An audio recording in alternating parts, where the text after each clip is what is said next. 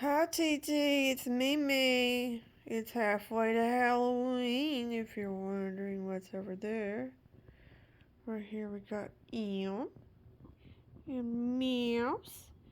And we're going to read this book.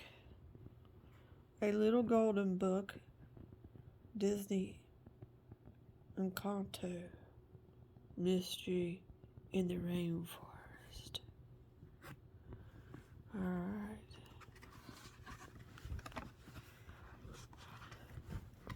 Hang on a second. It was a brand new book, so I had to crease the spine. Oh, there she goes. Oh well, it's just us now. Oh no, there's a lot of words in this book. Do you know what that word is? The Madrigales. Or a family like no other. Well, almost.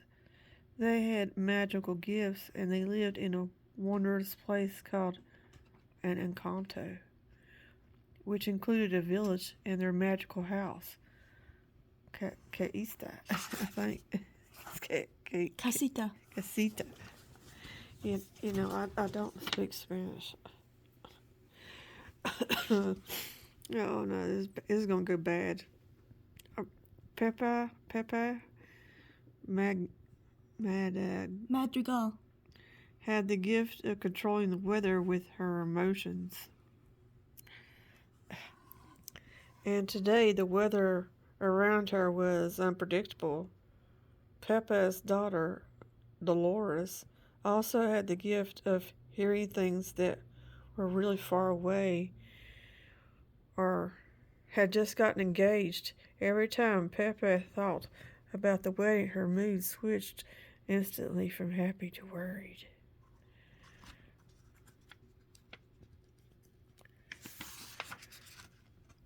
Oh no, there's some more words. My amor, I know how you're nervous about our daughter's big day, said her husband Felix, but everything will be perfect. You'll see. That's the problem, complained Pepe. I wish I could see it, but I can't predict the future. That gave their son Camilo an ideal. Well, Tio Bruno can, said Camilo, who had the power to shape-shift. He snapped his finger and changed his youthful face and curly red hair so he looked just like his uncle.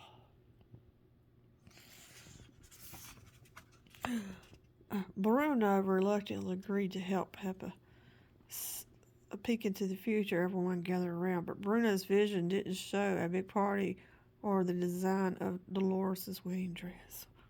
What did it show? The vision showed Encanto looking gloomy and sad, with fallen trees, withered leaves, and parched soil.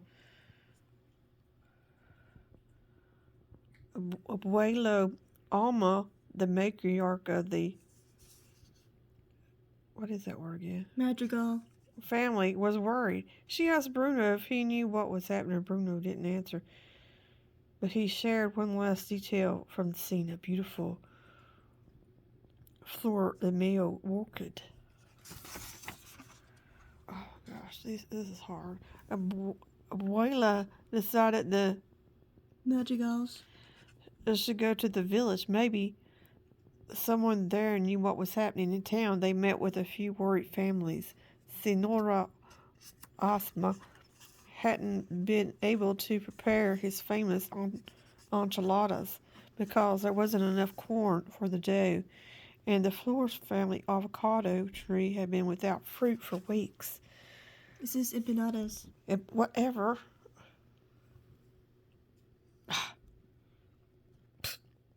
I didn't take Spanish, I took French.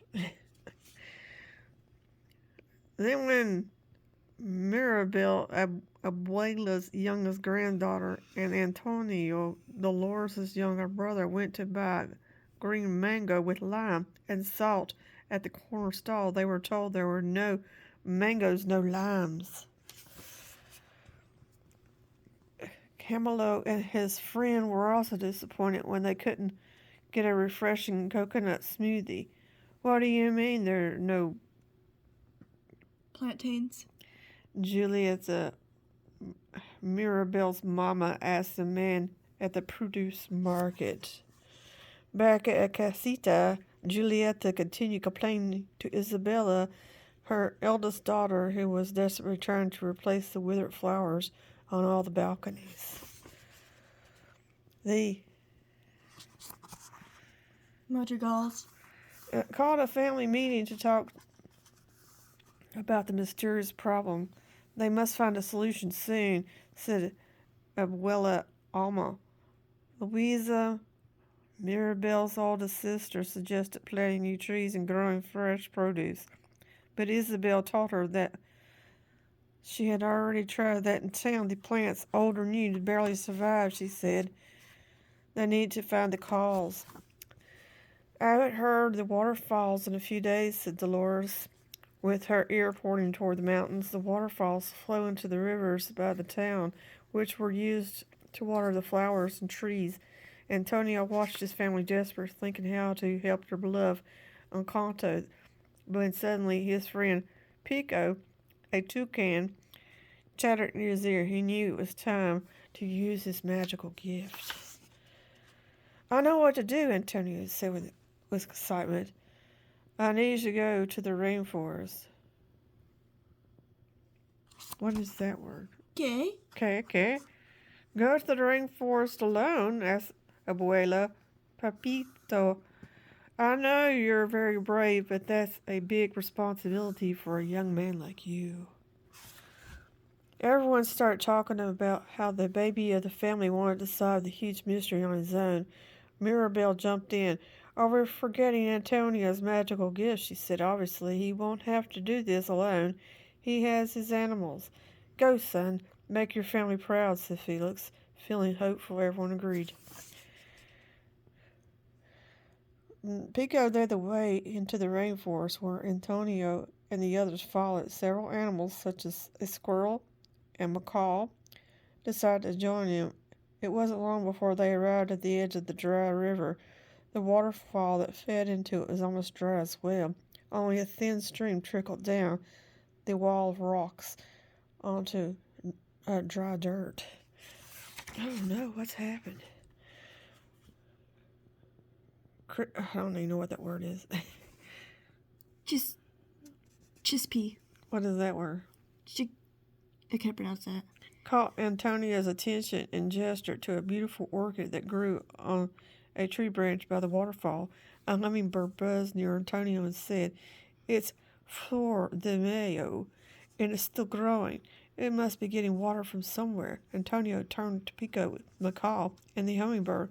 Can you fly up there and look around? Then come and tell me what you see. All right, let's see what they see. At the top of the rocks, the hummingbird got close to the flower, drawn by its scent. The three birds were admiring the orchid's beauty when they saw what? A large ceiba tree blocking the river. That was why the water was not getting to the Encanto. The three birds immediately flew back to tell Antonio. Oh, there's a snake. Without wasting a second, Antonio used his magical gift to call more animals together. They came up with a plan to move the giant tree. Working as a team, they unblocked the waterfall, and the river began to flow. Ooh, we did it, said Antonio, and he laughed and hugged his animal friends. He looked carefully at the orchid. Because of it, they had been able to discover exactly what the problem was. Soon, the flowers and trees in the Encanto would be healthy again, thanks to the water from the waterfall. Antonio and the animals returned to the casita. They shared their good news with the family and the entire community. Great job, Antonio, everyone cheered. Now let's have a wedding, says Peppa. We're so proud of you, Mirabelle said. You helped our community not only with the magical gift, but also with courage and love, the gifts we all have within. Oh, it's such a sweet book. If only I knew all the words. Oh, we don't talk about Bruno. No, no. We don't talk about Bruno.